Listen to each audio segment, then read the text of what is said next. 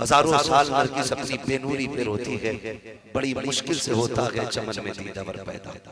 अजीजाने मिल्लत इस्लामिया, सबसे पहली बात तो ये है, कोशिश ये करनी है अल्लाह भी राजी हो जाए, रसूलुल्लाह भी राजी हो जाए। ये कोशिश कीजिएगा अल्लाह भी राजी हो जाए और रसूलुल्लाह भी राजी हो जाए। और ये कब होगा? जब हम इबादत करेंगे अल्लाह की और इताअत करेंगे रसूलुल्लाह की, तो अल्लाह भी राजी होगा, रसूलुल्लाह भी राजी हो जाए।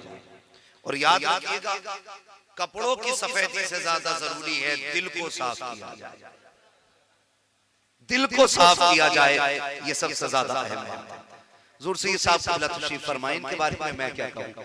किसी ने इमाम शाफ़िई रहमतुल्लाह तआला अलैहि से कहा था, हुजूर बताइए सैयद कौन होते हैं?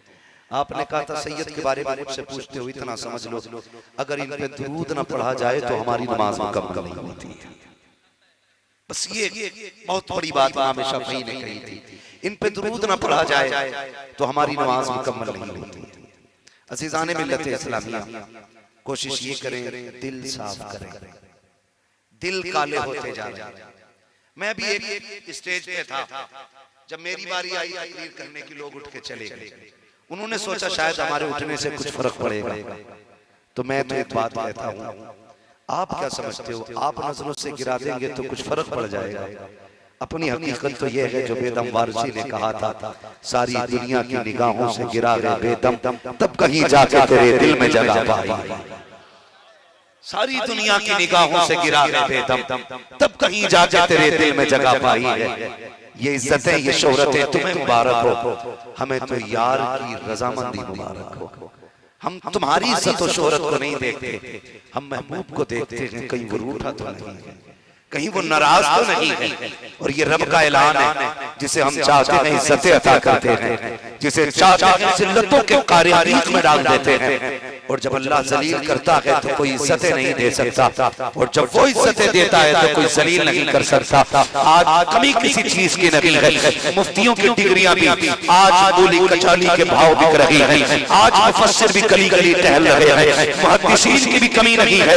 आज कमी है तो आज पारसाओं की कमी है, मुत्तकियों की कमी है, आज कमी है ऐसे लोगों की जिनके सीने के अंदर जो दिल है वो साफ होना चाहिए। आज भी हम मजाक बना के रख दिया है, खुदा दिलों में जगह पैदा करो। फरमाया गया, हजरत अली ने बहुत बड़ी बात कही थी, फरमाया तो तुम लोगों की इज्जत किया करो, अगर किसी की इज्जत करने में तुम्हारी इज्जत घट जाए तो क़यामत के दिन मेरी कलाई थाम लेना। ये हजरत अली ने कहा था। ये कौन कह रहा है जिसके बारे में नबी ने कहा था अना मदीनतुल इल्म व अलीयुल बाबुहा? ये वो कह रहा है जो उमर के दौर में फतवे दिया करता था, ये वो कह रहा है जो उस्मान के दौर में फैसले किया करता था। खुदा की कसम, अली ने कहा था अगर किसी की इज्जत करने में तुम्हारी घट जाए तो क़यामत के दिन कलाई पकड़ लेना। और मेरे नबी ने कहा जो अल्लाह के लिए झुका करता है अल्लाह उसको इज्जत अता फरमाया। झुका करो दूसरों के लिए, अल्लाह की रज़ा के लिए छोटे हो जाया। सबसे बड़ी बात मेरे हुजूर का फरमान याद रखिए, मन लम यरहम सगीरना व लम युअक्किर कबीरना फलैसा मिन्ना। इन चंद जुमलों में अरब के उस अदीब ने, उस फसीह ने, उस बलीग ने पूरी जिंदगी समेट के रख दी, पूरी जिंदगी समेट के रख दी। फरमा दिया मन लम यरहम सगीरना व लम युअक्किर कबीरना फलैसा मिन्ना। एक ज़ाब्ता दिया मेरे नबी ने, जो छोटों पे शफकत ना करे, उनसे प्यार ना करे, और जो छोटा बड़ों का अदब ना करे वो हमारा नहीं। सिर्फ इस कौल के दायरे में बंदा अपने आप को तोले। खुदा की कसम, पूरी दुनिया अगर इस पे अमल कर लेना, इतनी बात है, तो पूरी दुनिया के अंदर इंसानियत का सबक नजर आ रहा है। पूरी दुनिया के अंदर क्या नहीं लगता है?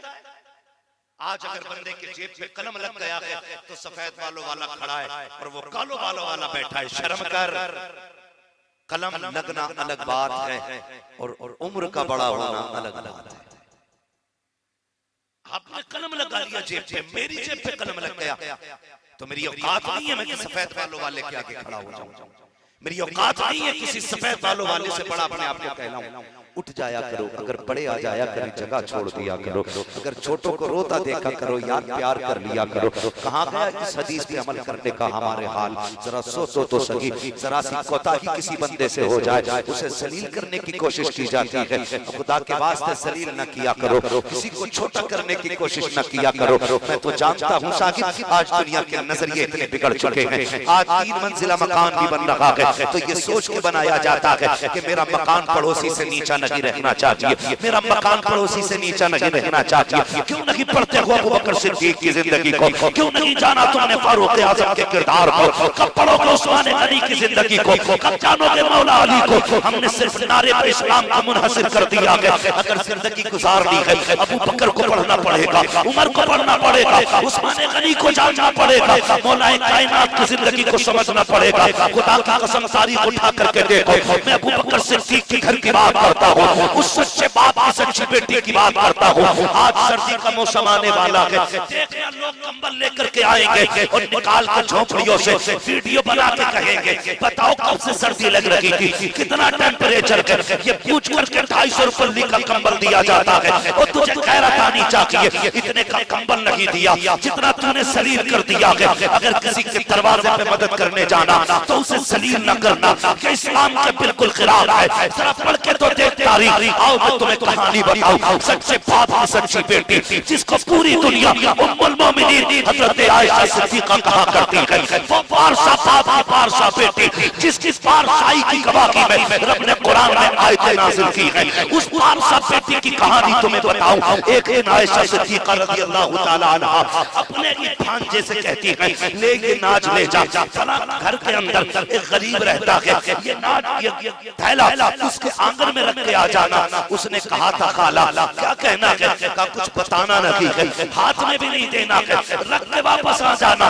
जब रख करके वापस आए भांजे ने खाला से कहा खाला एक बात बताइए, आपने मुझे सामान दे करके भेजा, मैं रख के आ गया, लेकिन एक बात समझ में नहीं आई, आप ये तो बताओ आपने मना क्यों किया था कि देने वाले का नाम ना बताना है? तब उम्मुल मोमिनीन हजरत आयशा सिद्दीका का जवाब सुनो। आप फरमाती हैं भांजे अगर तुम बता देते कि ये खदीजा की आयशा सिद्दीका ने भेजा है तो जब कभी हमारी गली से गुजरता शायद हया से उसकी नजरें झुक जाती और ये सोचने लगता एक दिन इन्होंने मेरे घर राशन भेजा था, इसलिए मैंने नाम बताने से मना किया ताकि उसको हमारी गली से गुजरते वक्त शर्म का ख्याल तक न आए। अल्लाहू अकबर। खाला ये बात समझ में आ गई, नाम नहीं बताया लेकिन हाथ में क्यों न देने दिया। अब सुनिएगा उम्मुल मोमिनीन सच्चे बाप की सच्ची बेटी, पारसा बाप की पारसा बेटी, मुत्तकी बाप की मुत्तकिया बेटी, मुफ्ती बाप की मुफ्तिया बेटी ने कहा था ए भांजे अगर हाथ में देते याद रखो जो देता है वो ऊपर होता है, जो लेता है वो हाथ नीचे होता है। आयशा ये भी नहीं चाहती है मेरी वजह से किसी गरीब का हाथ तेरे नीचे रहे।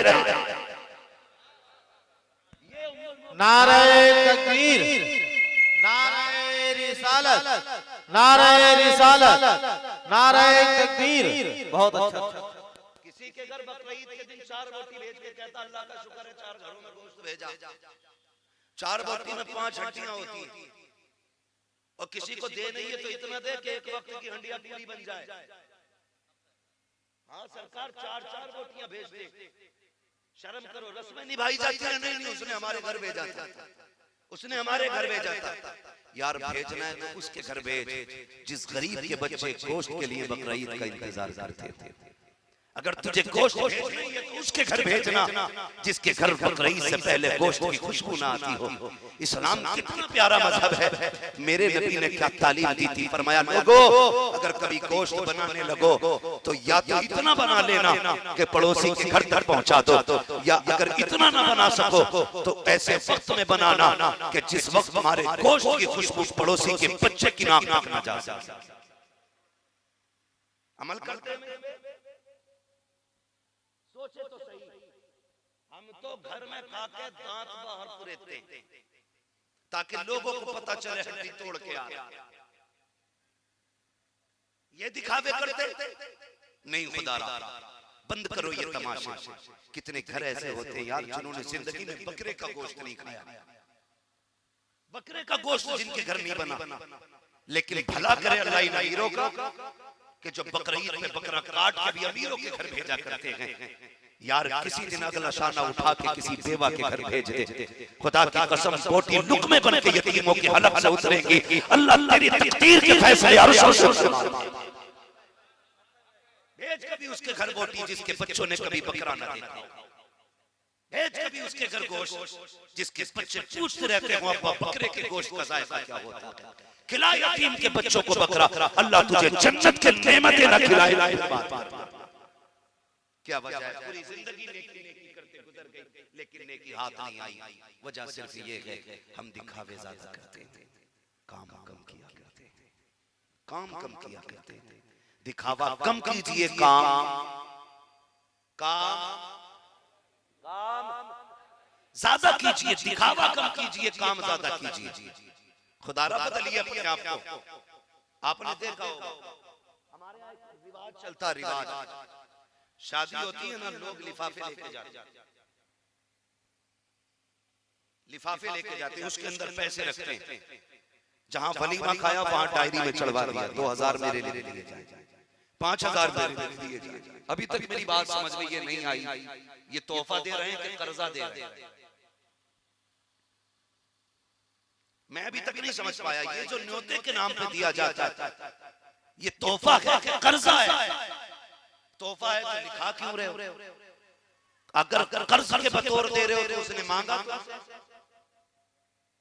बोलो, नहीं मांगा ना, उसे बिना वजह में मत बना रहे हैं आप। अगर वो मर गया या लिखने से रह गया तो कयामत के दिन उसका हिसाब कौन देगा? बताए कितने 1500 इधर से उधर हो जाया करते, लेकिन कयामत में एक पैसे का हिसाब होगा। फरमाया अगर किसी का एक पैसा नाजायज ले लिया, अल्लाह एक पैसे के बदले में 500 मकबूल नमाजें ले लेगा। अब हिसाब लगाओ, अगर 1000 का लिफाफा इधर उधर हो गया तो कितनी पड़ी होंगी, कितनी इधर उधर जानी। तो 100 के लिफाफे लिखवाए जाते हैं, गले में नोटों के हार डाले जाते हैं, पीछे चढ़ा दिया जाता है। सुन अगर तेरे पास पैसा है तो 5000 का गले का हार न खरीद, 10,000 का हार न खरीद। खुदा ने तौफीक दी है, कभी 500 रुपए लिफाफे में डाल जाकर के हॉस्पिटल के आगे कितने लोग 5-5 रुपए की गोली के लिए बैठे हैं। कोई रिश्तेदार फोन उठाने तैयार नहीं है, कोई अपना आवाज सुनने के लिए तैयार नहीं है। शायद बुखार की टेबलेट मिल जाती तो ये गरीब चैन से सो जाता, शायद अगर सांस का कैप्सूल मिल जाता ये भी आज की रात चैन से गुजार लेता। लेकिन इसके पास 50 रुपए नहीं है जो एक एनर्जी की टेबलेट ले सके, इसके पास 5 रुपए नहीं है जो ये बुखार की दवा ले सके। हमें तो शादियों के लिफाफे याद है, आखिर कहाँ गए वो रिश्तेदार, कहाँ गई वो यारियां जो तुम दावत खाने जाते थे तो लिफाफे लेके जाते थे। दावत के मौके पर खाली फोन आ जाता था, अकेले नहीं जाते थे, फैमिली लेके जाते थे। आज 5 दिन हो गए हैं, खालू का फोन आ रहा है, तूने साइलेंट करके डाल दिया है। सगत भाई हॉस्पिटल में है, तुझे गैरत नहीं आ रही है और तुझे शर्म आनी चाहिए। शादियों में लिफाफे लेके जाने वालों क्या किया चाहो, अपने हाथ में हॉस्पिटल लिफाफा लेके जाओ, किसी गरीब की जेब में 500 डाल दे, किसी बेवा के हाथ में 1000 दे दे, किसी यतीम की जेब में 500 डाल दे। खुदा की कसम खा के कहता हूँ जो दावतों में तुमने दिए हैं ये तो मुसीबत बन सकते हैं, लेकिन जो हॉस्पिटल में तुम गरीबों को लेके आओगे ये मुसीबत नहीं बनेंगे, ये कयामत के लिए तेरी जन्नत की ज़मानत बन जाएगा। बदलो अपने तरीके, देते तो हो लेकिन गलत जगह देते हो, सही जगह नहीं देते। मजार की गोलकों में पैसा आता नहीं, फूस के डाला जा रहा है। हमारे मदरसों के अंदर मुदर्रिसीन की तनख्वाहें नहीं जा रही, ये कड़वी सच्चाई है। ओ भाई हम मुसलमान हैं और जिसके सीने में ईमान आता है ईमान के साथ अल्लाह उसके सीने में दर्द अता फरमाता है। गोलक में पैसा ठूस के नहीं जा रहा। और ये कुरान पढ़ाने वाले लोग, ये 3-3 बजे उठ करके अल्लाह की इबादत करने वाले लोग, ये 10-10 रुपए की रसीद के लिए घूम रहे हैं। क्यों? ये जिम्मेदारी कौन उठाएगा? अभी मैं आपसे पूछूं फलस्तीन कितने लोग जाएंगे? सारे सर कटाने तैयार हो जाएंगे। फलस्तीन जाने तैयार हो अपने मदरसों की हालत देखने जाने तैयार नहीं होते। जाके देखो जहां कुरान पढ़ने वाले बैठ के वुजू करते हैं ना, वहां की टोटी 3 साल से खराब है, कोई देखने नहीं आया। जहां बैठ के कुरान पढ़ते हैं वहां पे दो बल्ब फ्यूज है, कोई लगवाने नहीं आया। 5 साल मजार की टाइल्स को लगे हो गए, मुरीद लाइन लगाए खड़े, अगली टाइल्स नहीं लगे। ये क्यों भूल गया अगला नंबर मौत का तेरा भाई। जहां जरूरत है वहां देते नहीं, और जहां जरूरत नहीं है वहां ठूस ठूस के डाल के आते हैं। आप कोशिश ये करें जहां जरूरत है वहीं दिया जाए। ये ख्याल कीजिएगा, सर्दी में किसी को जलील नहीं करना, किसी को जलील नहीं करना है, याद रखा करो। मेरे हुजूर जब किसी यतीम को देखते थे तो रोते थे। सहाबा कहते थे या रसूलल्लाह क्यों रोए? फरमाया जब इसके बारे में सुना ना बाप नहीं है तो मुझे अपना बचपन याद आ गया।